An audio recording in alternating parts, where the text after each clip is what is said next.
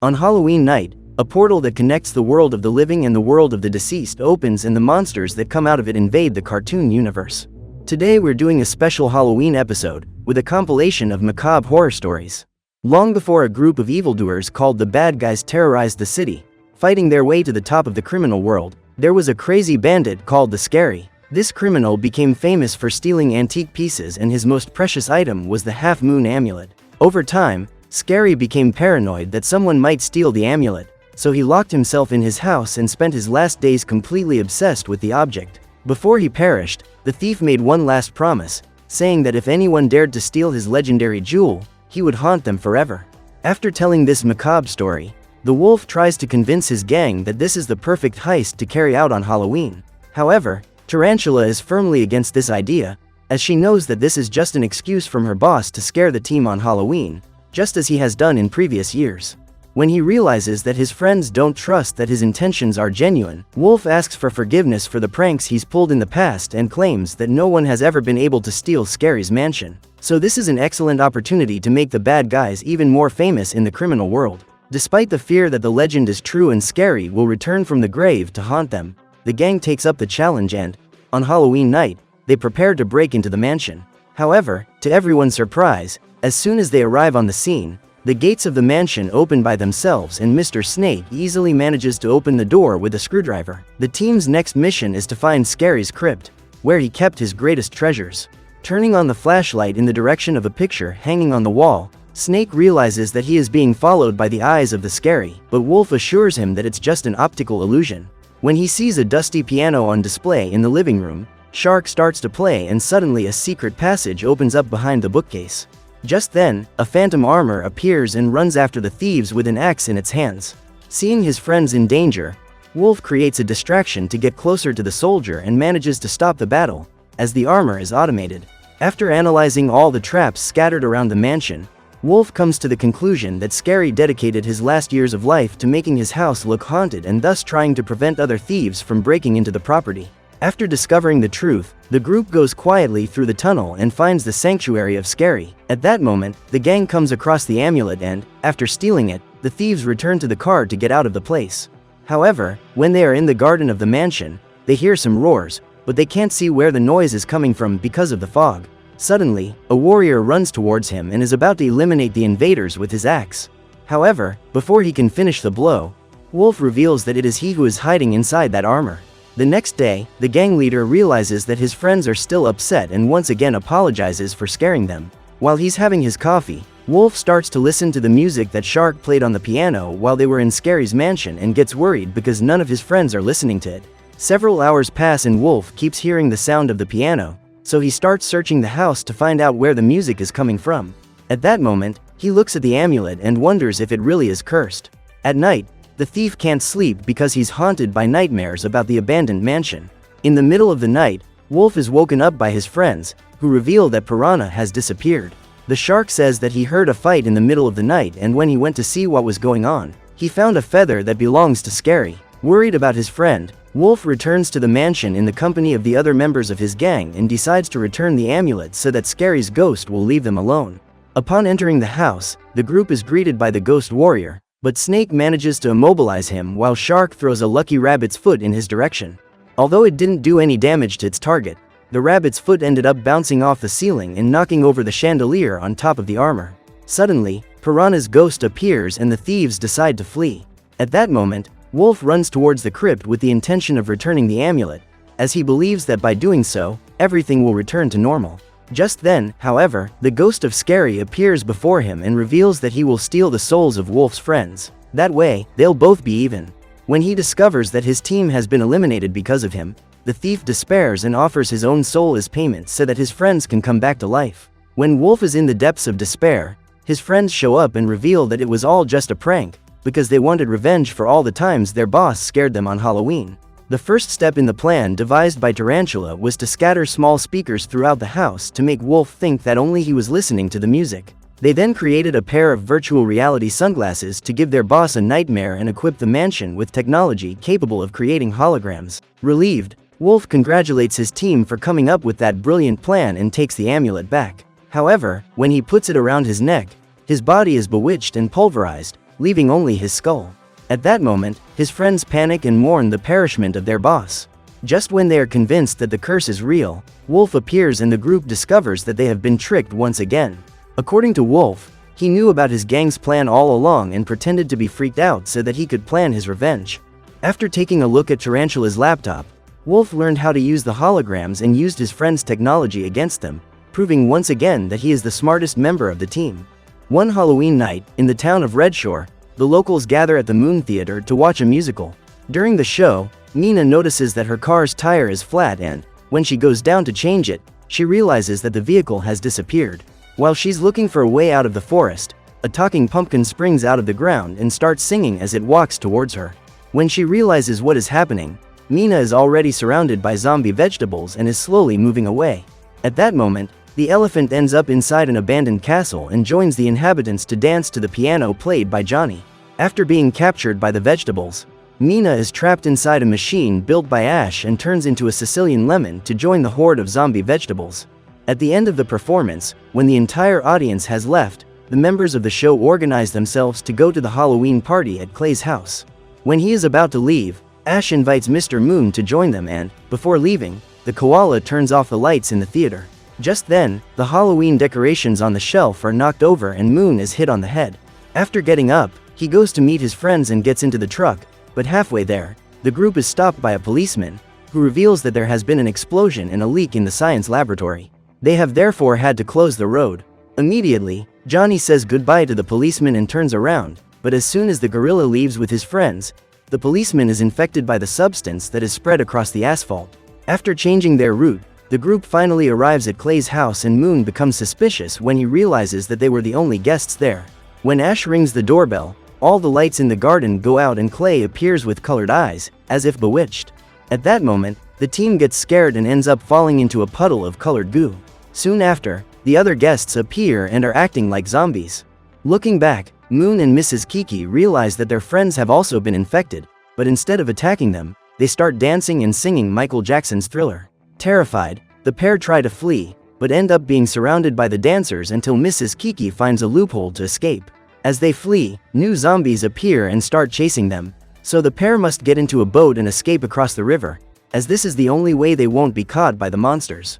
However, just when the koalas think they're safe, a giant octopus emerges from the river and attacks them with its tentacles. At that moment, he is woken up by Mrs. Kiki and realizes that everything was just a dream, as he has fainted after being hit on the head. After helping him up, Kiki says that everyone is outside in the car waiting for the koala and, after turning off the lights, she starts chasing Mr. Moon with her eyes bulging. A few nights before Halloween, an alien spaceship flies over Farmer Jeb's pumpkin patch and dumps a large quantity of radioactive liquid all over the farm. After contaminating the place, the flying saucer leaves and Jeb leaves the house to investigate what's going on, having heard a suspicious noise coming from outside. After searching his surroundings, the old man realizes that no one is around and decides to go home. But when he turns his back, a mutant pumpkin attacks him. Days later, when Halloween finally arrives, Link and Bob are excitedly preparing their costumes, but for Dr. Cockroach, Halloween doesn't mean much. The scientist says that, as a child, he always had his sweets stolen by neighborhood bullies and, because of this, Halloween became a trigger for dark memories. After hearing this sad story, Susan tries to cheer up her friend and says that Halloween is very special for the team, as they are real monsters.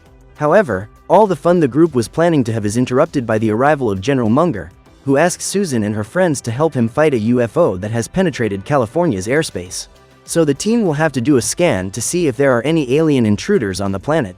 Coincidentally, the mission the team has been sent on is in the same town where Susan's parents live, so she decides to pay them a visit before starting work. At this point, she takes the opportunity to explain why she can't attend her family's Halloween party, as she has been recruited for yet another investigation.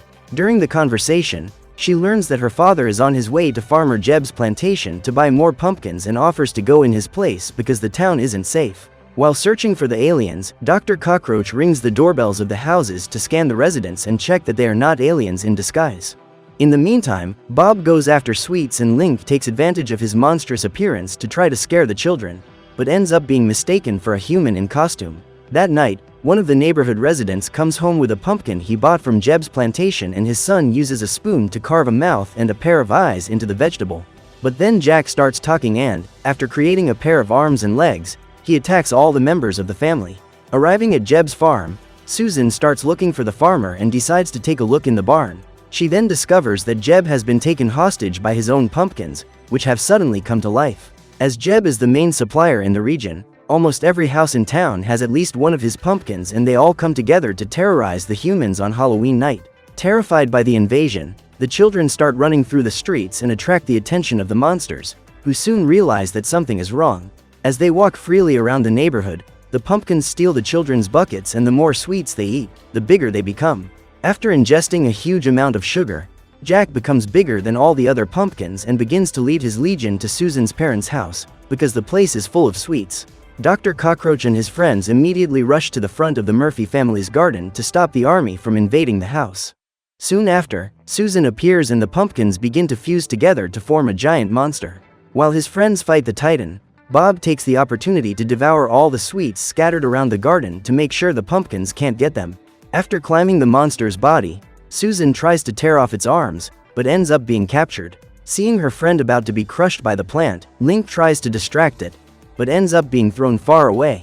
Dr. Cockroach then has a brilliant idea and asks the children to throw all their sweets into the pumpkin's mouth. In a few minutes, the scientist builds a machine gun to fire more sweets and, after ingesting a huge amount of sugar, the pumpkins start to explode.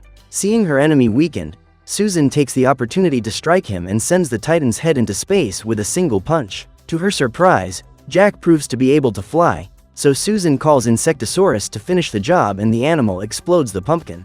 During the explosion, all the sweets that have been devoured by the vegetable begin to fall from the sky and are returned to the children.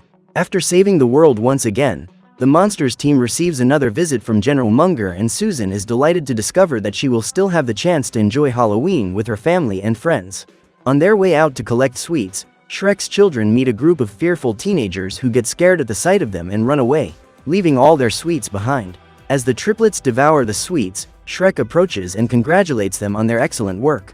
Then Fiona appears and takes the children back home. However, upon entering, the ogre is surprised by a Halloween party organized by his friends, but Donkey is frustrated when he realizes that he hasn't managed to scare his best friend. Even so, he doesn't give up on his mission and reveals that the group has prepared some chilling stories to tell throughout the evening.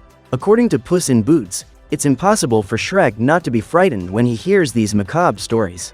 The feline says that whoever manages to stay in the house until the end of the night will be considered the king of Halloween, and Shrek accepts the challenge, as he is confident that nothing can scare him. He then invites all his friends to take part in the competition, and Fiona reveals that she will take the triplets to scare the neighborhood children.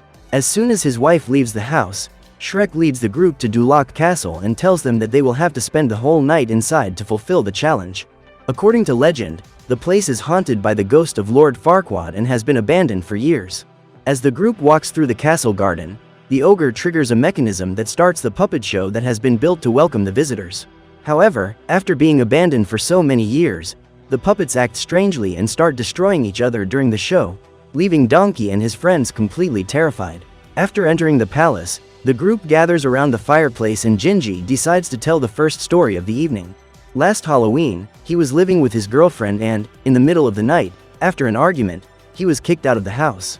So Gingy had no choice but to ask the baker who raised him for shelter and managed to convince him to make him another girlfriend. After choosing the perfect mold, Gingy helps the baker prepare the dough and decides to change the recipe, adding much more sugar than he should, because he wants to have a loving girlfriend who will stay with him forever. When Susie is about to come out of the oven, Gingy asks the baker to go for a walk so he can have some privacy with his new girlfriend, and they both fall in love at first sight.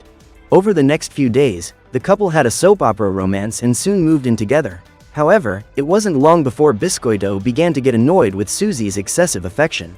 Despite being very loving, Susie proves to be extremely clingy and controlling, which soon begins to make Gingy uncomfortable, as he can't have a minute alone. When he finally manages to lose her, Biscoito tries to run away, but Susie manages to find him and accidentally knocks her boyfriend into the furnace. The couple are about to fall into a giant mixer when Gingy decides to push his beloved into the dough and returns home relieved. But what he didn't imagine was that, by mixing Susie with all that dough, a new army would be created and, in the middle of the night, a horde of zombie girlfriends would invade the Sesame House to devour him. After hearing this story, the three little pigs are terrified and immediately run home, so the big bad wolf decides to go after them. When confronted about how he survived the attack, Gingy doesn't know what to say and decides to leave, as he doesn't want to admit that his story was made up. Then it's Donkey's turn to try and scare his friends, and he tells them about the day he and Puss in Boots were caught in a storm and decided to spend the night in a hotel. However, while taking a bath to go to sleep, the feline was attacked by the hostess and was never seen again. On hearing the outcome of the story, Puss in Boots says that this is not how things happened. According to the animal, when he felt danger approaching, he drew his sword to fight. Suddenly, Donkey burst into the bathroom and slammed the door on the hostess to save his friend. At this point, the pair discovered that the owner of the hotel was actually Prince Charming in disguise, who went after the pair in search of revenge. So he used his wand to get rid of Puss in Boots, but when he thought he was eliminated, the feline woke up and realized it was all just a dream. Furious at realizing that Donkey is trying to eliminate him in every possible way throughout the story, Puss in Boots decides to make amends and changes the scenario to have his friend devoured by a giant waffle. At this point, Donkey enlists Pinocchio's help to bring Puss in Boots into contact with what he fears most in life. When he feels the droplets of water being sprayed on his body, the feline runs away terrified, and Shrek decides to tell the last story of the night, as he is convinced that he will win the competition. A few years ago, while working as a nanny, Shrek was hired to look after a boy who everyone thought was crazy. Upon entering the boy's room, the ogre realizes that he is no ordinary child, as his body is made of wood. Even so, Shrek decides to stay to help Geppetto deal with his son and is attacked with a large amount of vomit. When asked why he acts like that, Pinocchio reveals that there is a voice in his head dictating everything he has to do and says he can't ignore it. A few minutes later, when Shrek believes he has finally managed to put Pinocchio to sleep, the boy starts crawling across the ceiling and attacks him. Furious after being kicked in the lower parts, the ogre throws the wooden doll out of the window and it ends up in the middle of the city. At that moment, a talking cricket comes out of the boy's ear and Pinocchio discovers that this is the voice that has been in his head all this time telling him what to do, so he decides to crush the insect. After telling this story, Shrek shows Pinocchio the cricket that was supposedly inside his head and the puppet runs away frightened. When he realizes that Donkey is his last opponent of the night, the ogre starts talking about Farquaad's ghost and suddenly the furniture in the castle starts to move. Seeing the armor of a ghost knight running towards him, Donkey decides to run away and Fiona appears. Shrek then dismantles the armor and discovers that the triplets are hidden inside, so he thanks his family for helping him keep his title of King of Halloween. So what did you think of this special? Leave it in the comments below. And if you liked the video, like and subscribe for more recaps. See you next time.